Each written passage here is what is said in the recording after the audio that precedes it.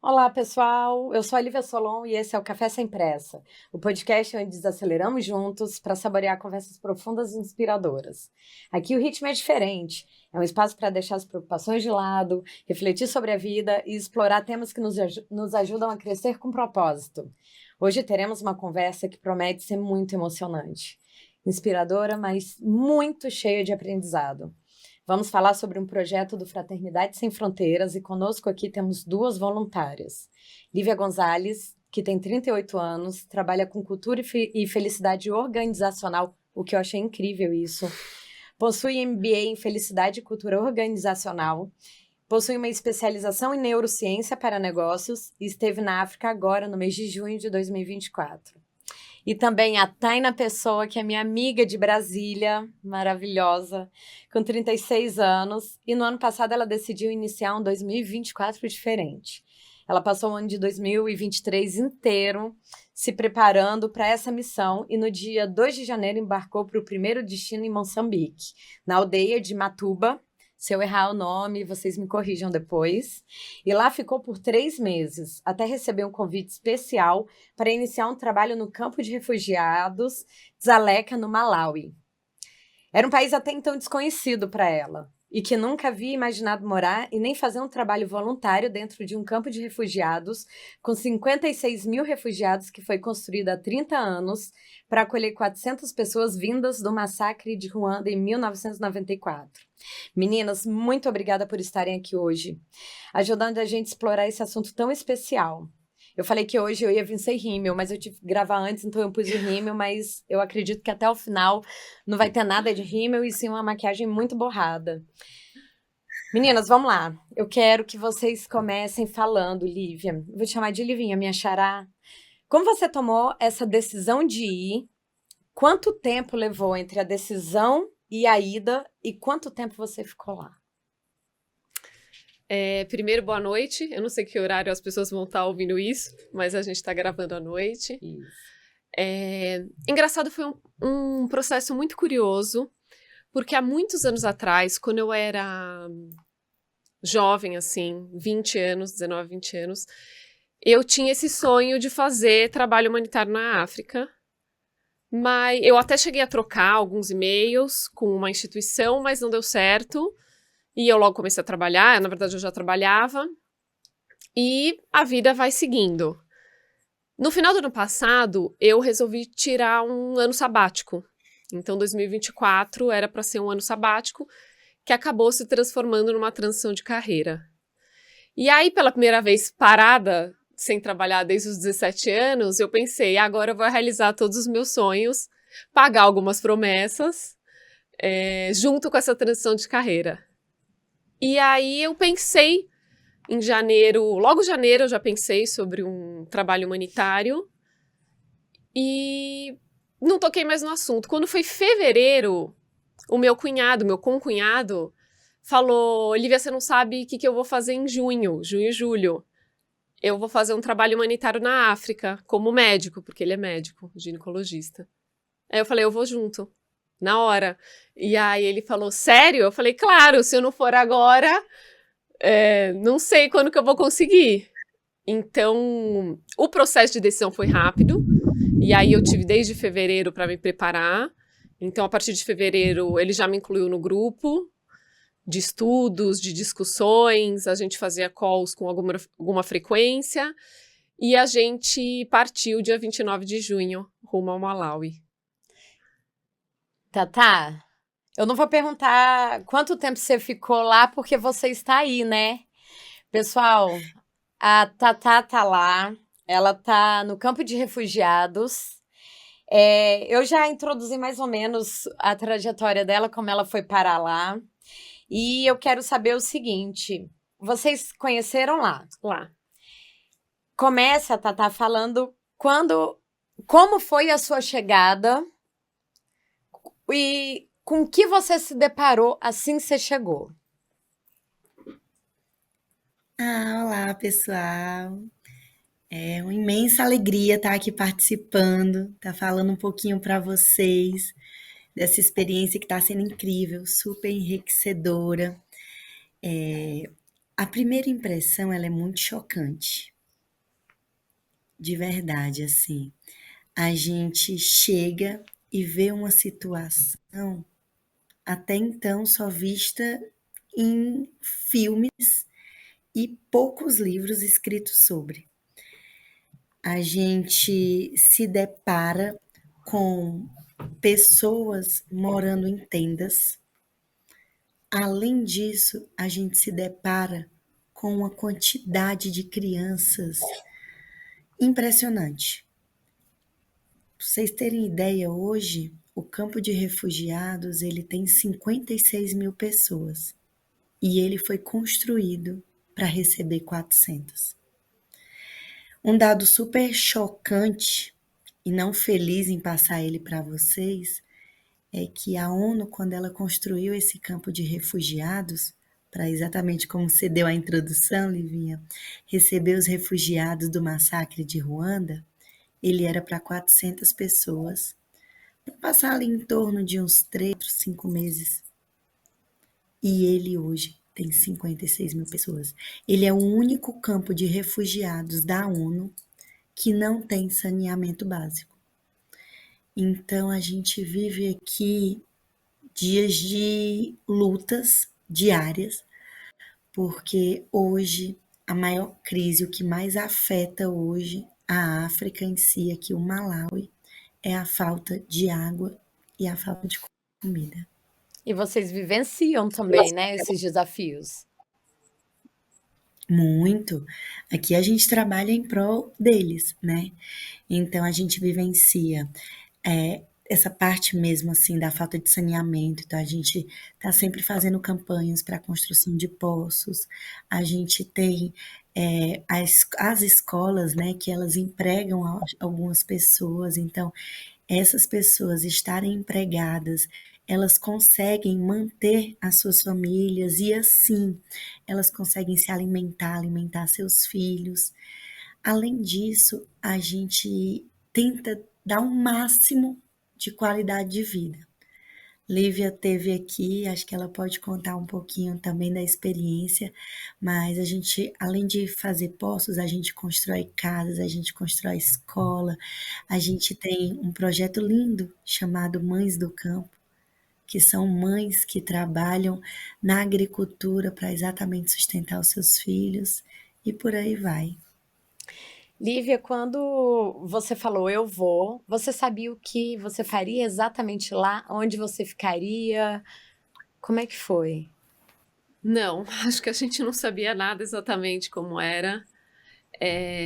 Eu tinha um receio de não conseguir ser tão útil quanto os médicos, porque a gente foi numa caravana médica. Então, a fraternidade fica, né? A localidade da fraternidade é dentro do campo. Então, eles recebem muitas caravanas, muito menos, né, tá, do que a gente gostaria, mas recebem algumas caravanas durante o ano, de diversos temas, espiritual, médico, saneamento básico, e eu fui numa caravana médica. Então, meu receio era não ser tão útil, não sendo médica, né? Mas no final, acho que como tinham muitos médicos e poucos não médicos, os não médicos conseguiram ajudar muito nas questões administrativas, de triagem, de farmácia.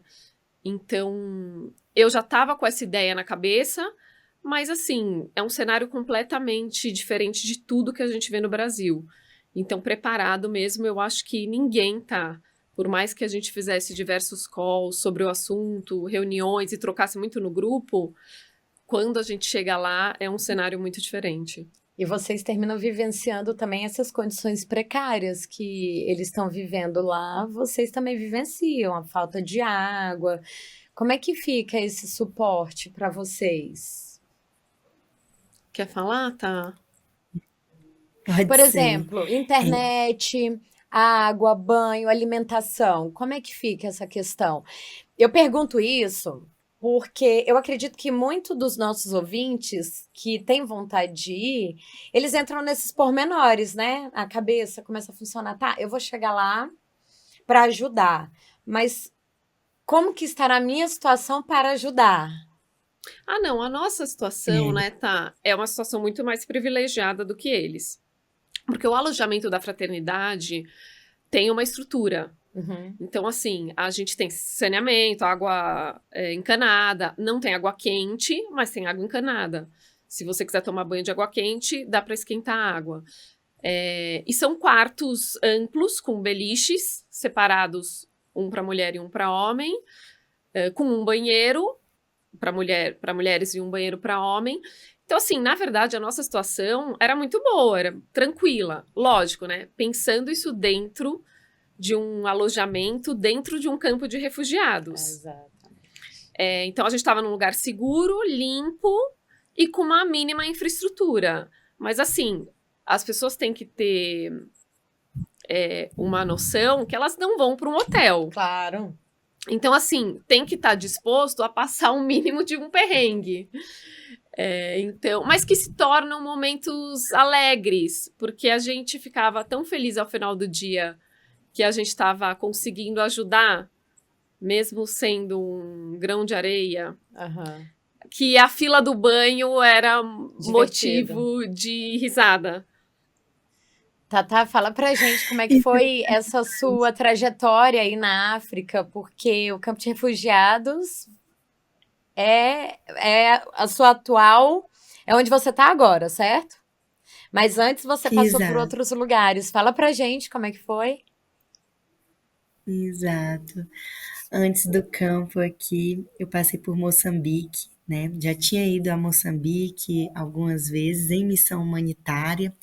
Já tinha feito missão humanitária anteriormente na África do Sul por 20 dias. Já tinha ido para Moçambique em 2019, 2020. E aí retornei em 2023. E é muito especial, assim, porque cada local ele tem uma necessidade diferente, né? E em todos os locais, falando como Fraternidade Sem Fronteiras, a gente tenta receber as pessoas com um mínimo de conforto, né? É que nem a Lívia falou, aqui não é um hotel 5 estrelas, a gente queria muito que fosse, mas não é. Então, assim, o que que a gente tem aqui para a gente receber as pessoas? É uma caminha de solteiro em beliche, mas é tudo limpinho, tudo confortável, que nem ela falou. A gente tem um galpão grande, de um lado a gente fica meninas, de outro lado fica os meninos, cada um com seus banheiros.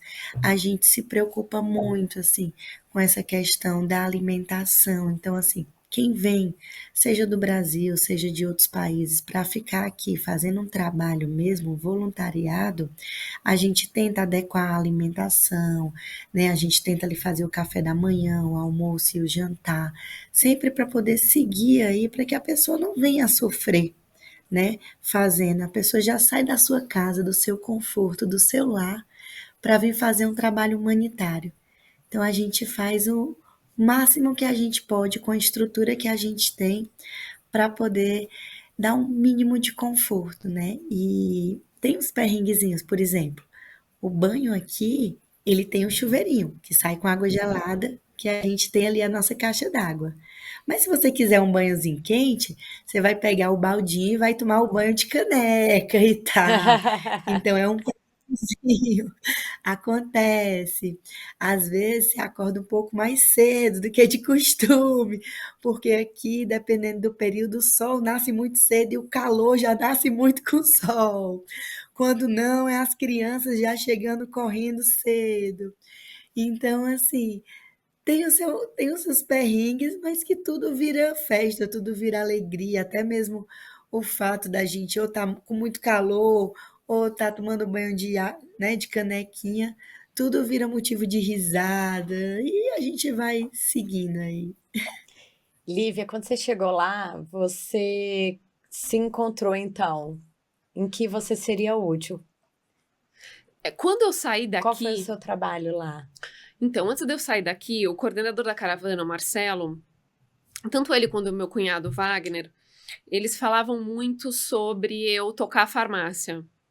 Então eu sabia que eu teria alguma função dentro da farmácia. E foi o que aconteceu. A gente leva muitos remédios do Brasil para lá. O máximo que a gente consegue, na verdade. Então, a grande maioria das pessoas doam as suas malas, que vão ser despachadas para a gente colocar os remédios, e vão só com a mala de mão. Então, no final, acho que a gente conseguiu levar umas 30 malas de Ai, de que remédio. bênção. Eles têm uma farmácia lá, que a gente deu, né, tá, uma repaginada, mas a gente conseguiu levar bastante coisa. Então, logo que a gente chegou, a gente já organizou uma das salas de aula das crianças para funcionar como a farmácia. E depois seria legal até a gente compartilhar fotos. Eu tenho, Com acho que, algumas certeza. fotos. E aí eu compartilho com você. E a gente conseguiu minimamente organizar os remédios por especialidade, por urgência. Então, eu ia todos os dias para a farmácia para fazer essa organização, para dar as baixas, para ver o que a gente precisava comprar e para dar para as pessoas que passavam por atendimento os remédios. A maior parte dos atendimentos e das pessoas que estão lá no campo que vocês tiveram acesso eram famílias, crianças órfãos? A grande maior parte, pelo menos nesta caravana, eram famílias. Tá. Tanto que a gente usou pulseiras para identificação e para triagem na fila, mas muitas mães pediam para incluir 1 ou 2 ou 3 ou mais filhos, porque lá elas têm muitos filhos. Aham. E a gente acabava deixando passar. Então, tinham pessoas mais idosas sozinhas, mas a grande maioria eram famílias. Então, a gente tinha 4 pediatras que conseguiam dar vazão a essas famílias, e os atendimentos demoravam muito, porque era uma mãe com 5, 6, 7 filhos. Mas a gente tentava atender todo mundo dentro do que era proposto. Tá. Você Fazendo um postou um adendo. tempo atrás 2 crianças que foram adotadas por brasileiros, que passou por um processo e você ficou com essa criança.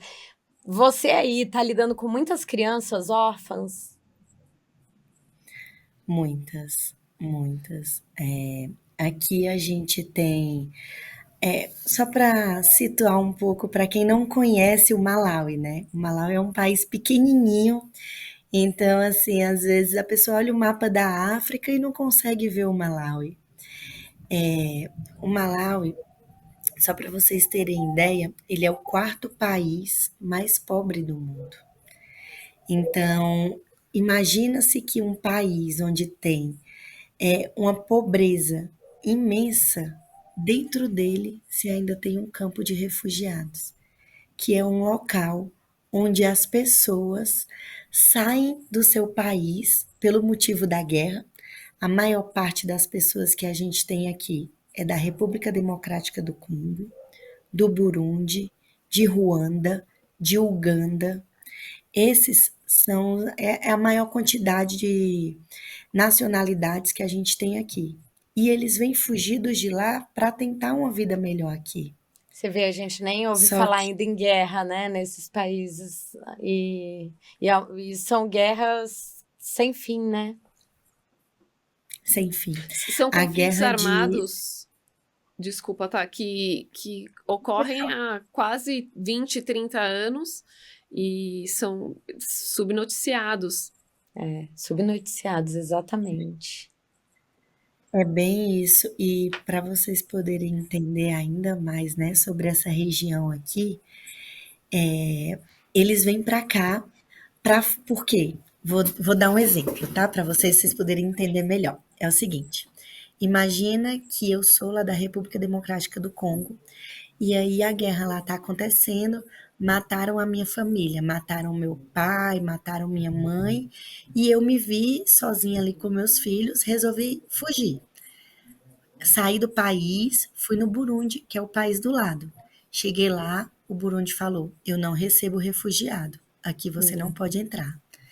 Saí do Burundi, continuei andando, fui em Uganda, Uganda falou: eu não recebo refugiado, você não pode entrar aqui, você não é bem-vindo. Fui em Ruanda, a mesma coisa. Cheguei no Malawi. Cheguei no Malawi e ele falou: ok, eu te recebo. Dentro de um campo que foi feito para você. Esse campo se chama Dzaleka. E o significado do nome Dzaleka é fim da linha. Eu falei, eu me arrepio, assim, Eu falei que eu não porque devia ter vindo é, com rímel. é muito forte você imaginar que o país que vai te dar abrigo é um país que se chama fim da linha para você. Porque quando o refugiado chega aqui, ele perde a sua identidade, ele perde a sua nacionalidade. E o refugiado aqui, ele não pode sair de dentro do campo. Ele não pode ir na capital do Malawi ele não pode. Porque se ele chegar na capital e a polícia parar ele, seja para pedir uma documentação ou por qualquer outro motivo, ele pode ser preso e deportado. Então, gente, é de uma dor gigantesca, mas é de uma luta por tentar viver, por tentar sobreviver, que faz eles se submeterem a isso. Emocionalmente, como é que foi o processo? Do começo, o choque, o susto, aí se adapta, aí vem as alegrias, nos pequenos detalhes. Fala um É pouquinho, bem isso. tá? Os primeiros dias, gente, eu só chorava. E eu chorava todo o tempo todo. As pessoas até olhavam para mim e ficavam brincando. Você já chorou hoje? Aí eu falava, já, já. Porque, gente, eu chorava o tempo todo porque eu queria entender. E ao mesmo tempo, eu olhava para aquelas pessoas e eu pensava, gente, tem muitas outras pessoas que por muito menos já teriam tirado a sua vida. E eles estão aqui, ó, lutando. E você olha para uma mãe que você não conhece a história dela e vê ela sorrindo com 5, 6, 7, 9 filhos, você fala, nossa, ela é muito feliz. Daí você entra um pouquinho mais a fundo e pergunta para ela sobre a história dela. E ela te fala, eu tinha uma casa, lá no meu país eu tinha um bom emprego, eu era um comerciante muito forte, e de repente os rebeldes chegaram, roubaram todo o meu dinheiro, invadiram o meu local, ou demoliram o local onde eu trabalhava, mataram minha família e eu saí correndo. Há pouco tempo atrás, acho que a Lívia estava aqui, a gente conheceu uma. Essas histórias que chegam, elas vão chegando até a gente, né? Assim, as pessoas que chegam. A gente conheceu uma história de uma senhora, ela deve ter em média aí os seus 70 anos, que ela também não sabe a idade dela ao certo. Que ela falou que estava em casa e aí os rebeldes entraram, violentaram, fizeram, né, atrocidades gigantescas e ela resolveu sair correndo. No momento que ela estava correndo, saindo da cidade dela, ela avistou duas crianças sentadas no chão chorando. As crianças devem ter em média 5 e 7 anos. E aí ela perguntou, crianças, saem daqui, tá tendo, né? Os rebeldes estão aqui, vão para casa. Aí eles falaram, mataram os nossos pais, a gente saiu correndo de casa.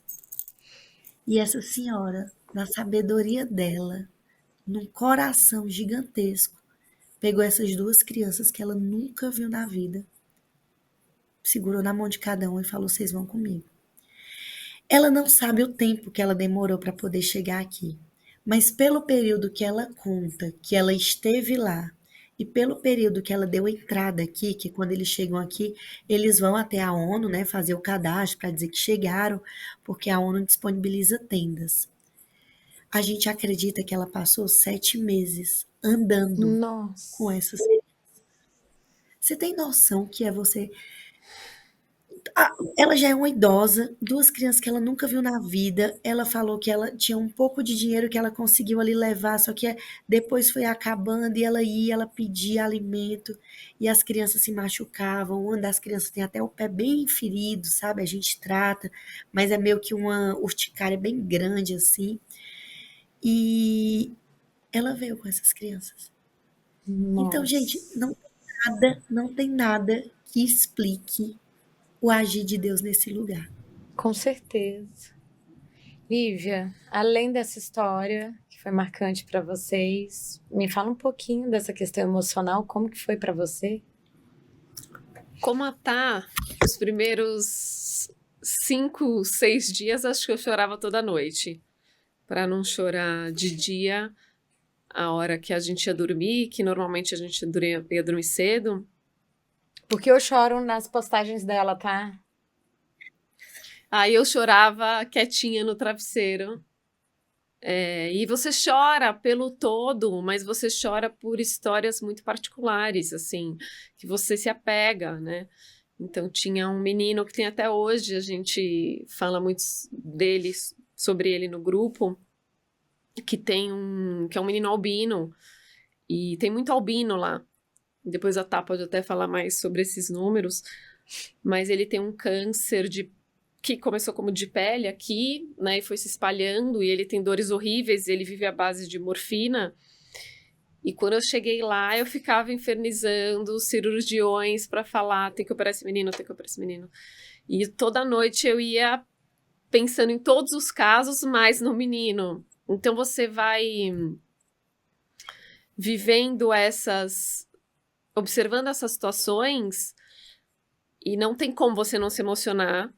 Só que chega um determinado momento que você tem que falar, não, eu tô aqui para ajudar. Eu muito menos que a Tá, né, que tá lá há quase um ano, mas eu preciso minimamente me distanciar para conseguir ajudar da melhor forma possível. E aí a gente tenta fazer nosso melhor, né, mas as histórias, né, Tá, são todos os dias você escuta alguma história muito triste, principalmente quando você vai até o campo e vai conhecer as situações das mães que precisam dessa acolhida. Então, a própria fraternidade faz esse filtro, esse pré-filtro, né, para a gente conhecer essas mães muito necessitadas e apadrinhar essas mães, e a gente faz esse conhecimento dentro do campo, e aí cada casa é uma história muito triste.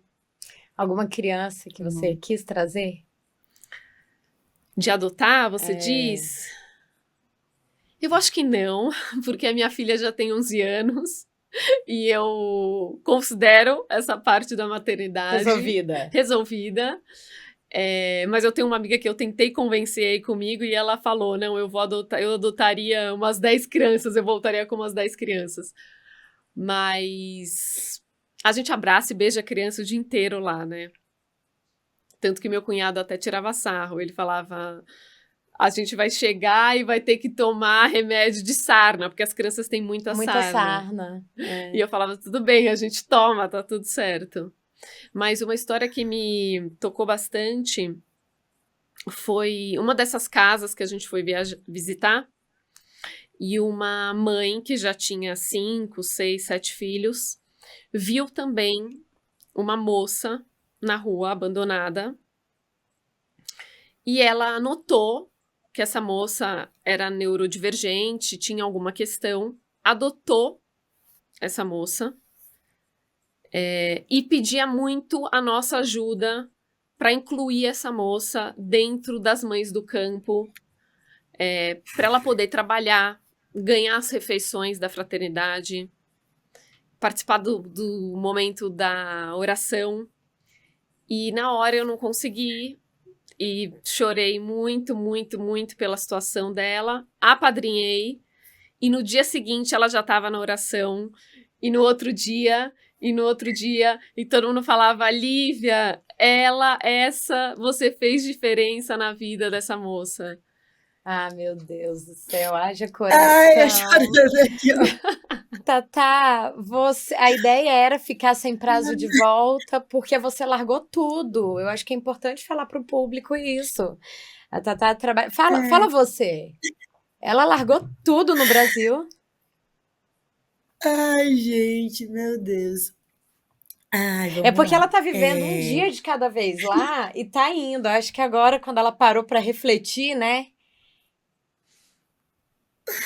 Ela é tá muito lindo emocionada isso que você tá ainda. fazendo. Não tem como não emocionar. Não, e o que ela recebe, as caravanas com amor, entusiasmo. Porque ela é só sorrisos, né? Então não tinha como ficar triste. Né? Por mais que todas as situações fossem muito desafiadoras, estar perto da Tá também ajudava a gente a levar as coisas com mais leveza. Ai, obrigada, Livinhas. Meninas, ela falou sobre essa questão das visitas, né?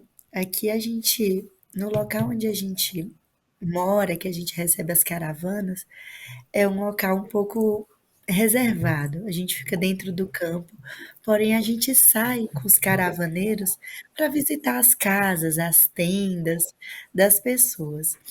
E quando eu vim para cá, na verdade, quando eu decidi a missão humanitária, eu vim de férias.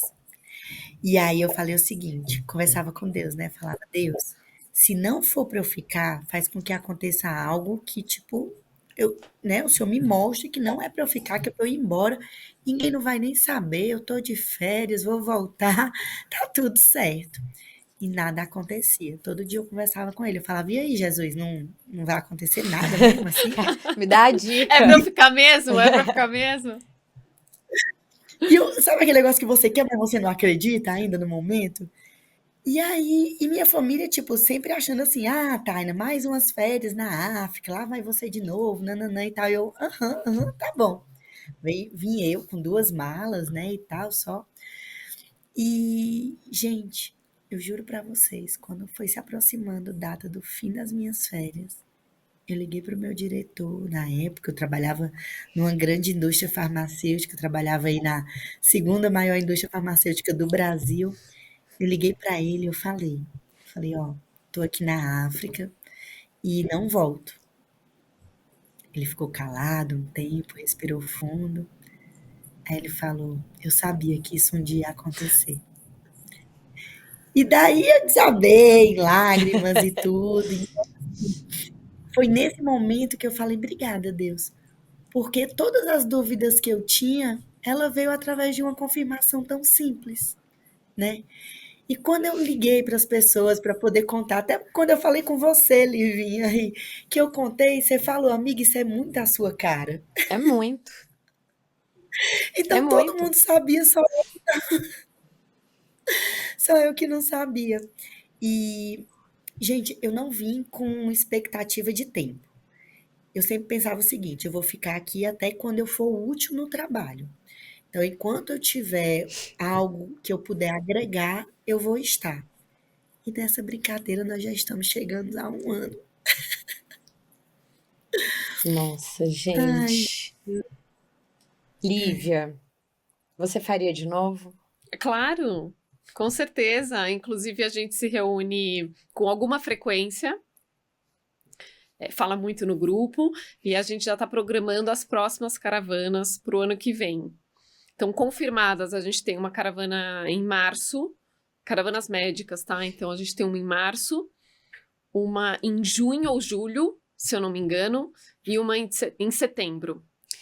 Lívia, então não necessariamente precisa ser médico para ir nas caravanas, como Não, você falou. Você foi, ficou naquela dúvida, mas quando você começou a contar, eu falei, gente, é impossível. Sempre tem o que fazer, né? sempre. Sempre tem. E independente de você ser médico ou não, apenas voluntário, você sempre vai agregar. Total, sempre.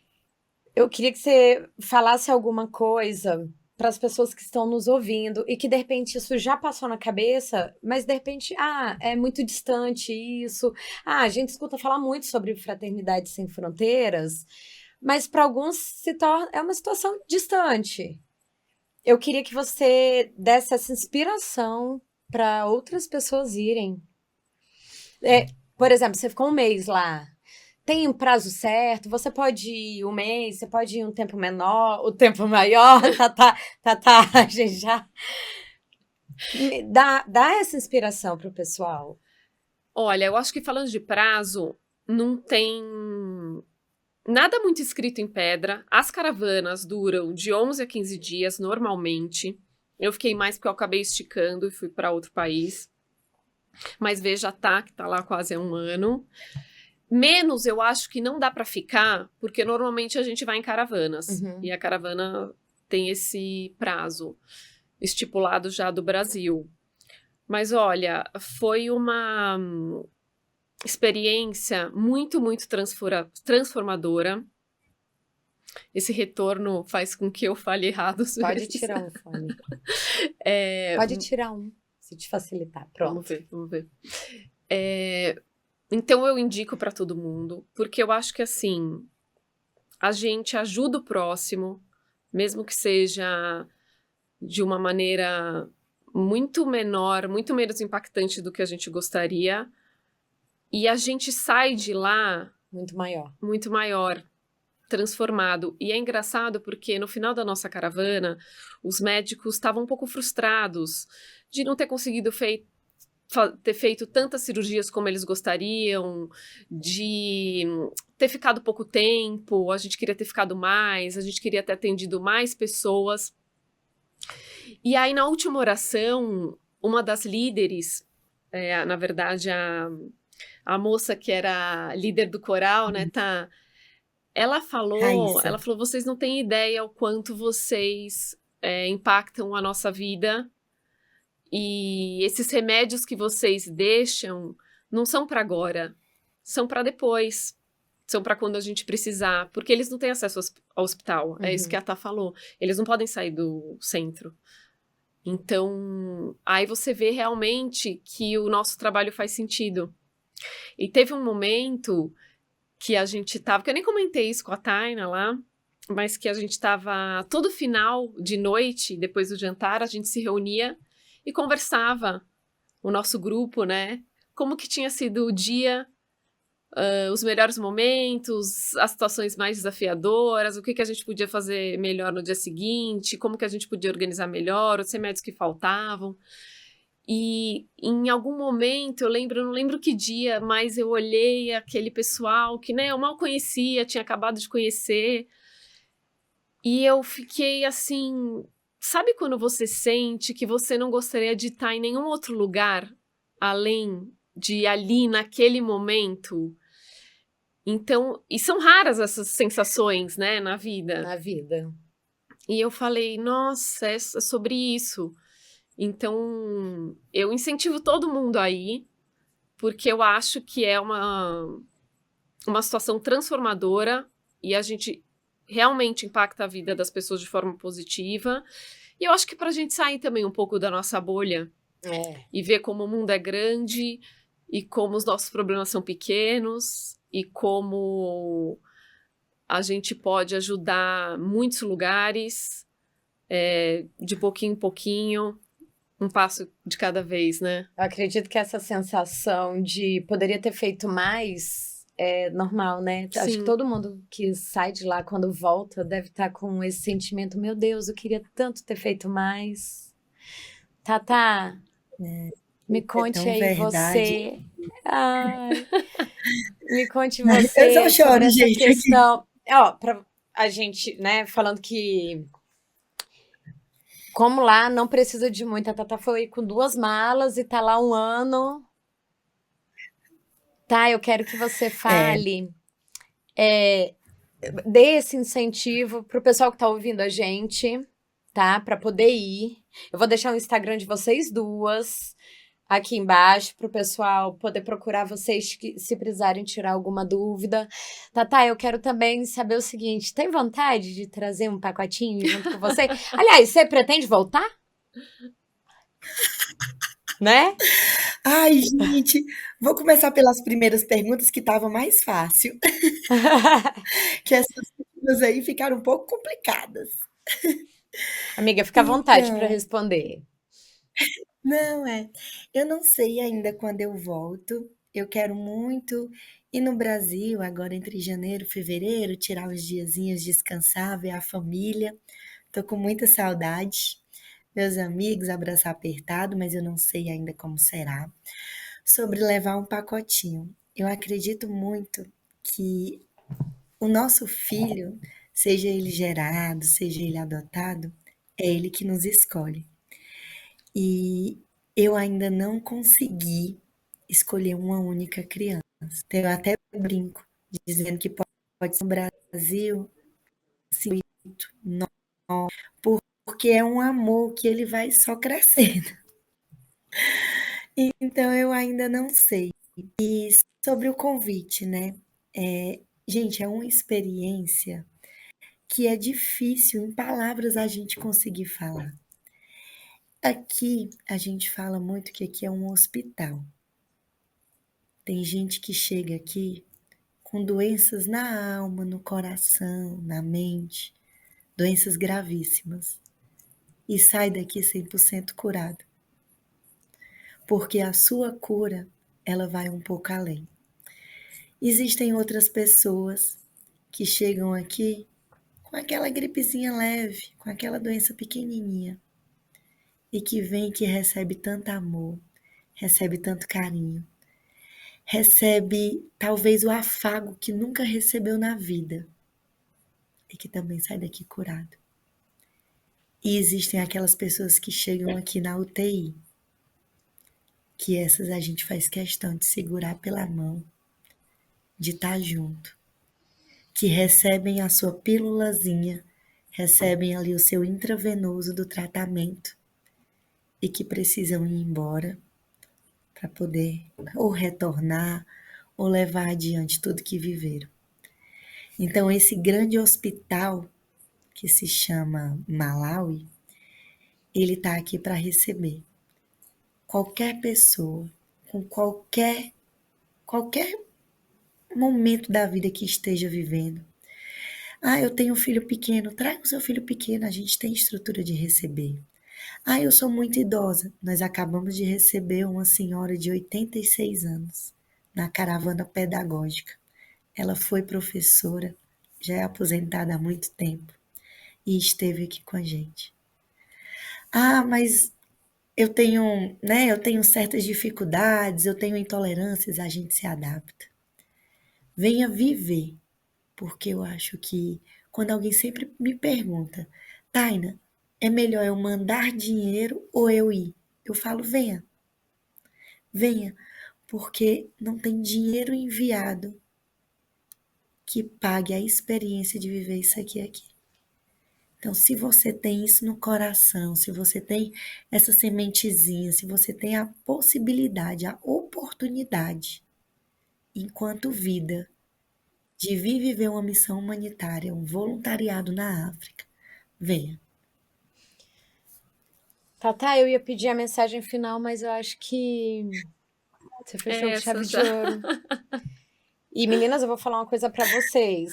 Eu queria falar muito mais, eu queria ouvir muito mais, porque é um assunto que não se esgota. E eu acredito que vocês duas trouxeram agora, quebraram aquela barreira que muitas pessoas têm de às vezes ser muito distante, não ser viável, como a Tatá acabou de comentar. Dá para adaptar todas as situações, né, Tá? Mas venham, como Gente, você falou. e a gente, né, de acordo com a situação de cada um, Taina, eu preciso voltar um pouco antes, eu preciso ir, não consigo chegar junto com todo mundo, ou então, sei lá, tenho uma disponibilidade de tirar 30 dias de férias e quero ficar 30 dias aí. Venham. Ah, não, só consigo ficar uma semana. Venha. Venha. Tudo aqui a gente se adapta. A gente quer que você venha viver essa experiência. Todo mundo no mundo Porque precisa ter aquele sentimento que ela explicou agora e que você teve naquele momento, né, Lívia, quando você sentou e falou: é aqui, eu precisava estar aqui agora, nesse momento. Não, e a Taina estando lá, ela dá um jeito em tudo. Eu tenho certeza, porque eu conheço. Ela arranjava até doces pra gente. Meninas, infelizmente chegamos ao fim desse episódio tão emocionante. Eu gostaria de agradecer assim profundamente as nossas convidadas por compartilharem suas histórias, seus aprendizados com a gente.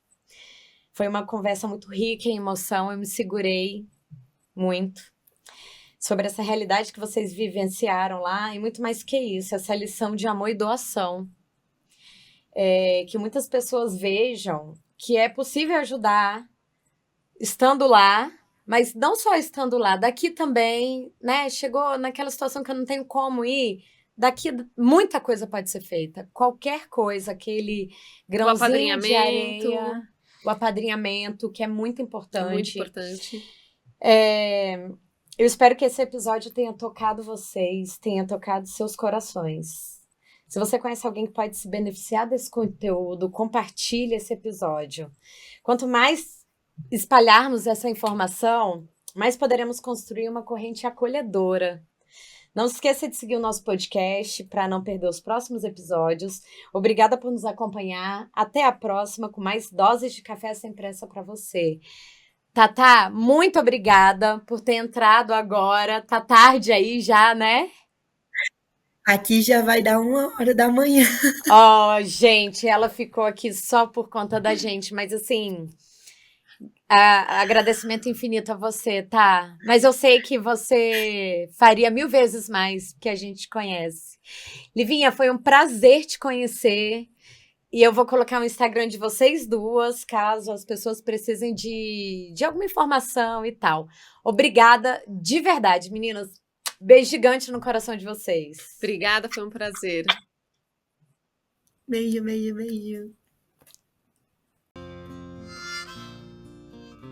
Oh, Pirates is this robot, so dimension sheeps, meaner tide if the look from the above the sleep, but my hand out of me strong, biting out of my teeth.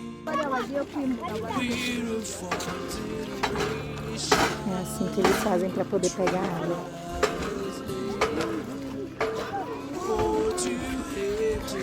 Aqui algumas casinhas. Aqui é o local onde eles usam para poder lavar as roupas.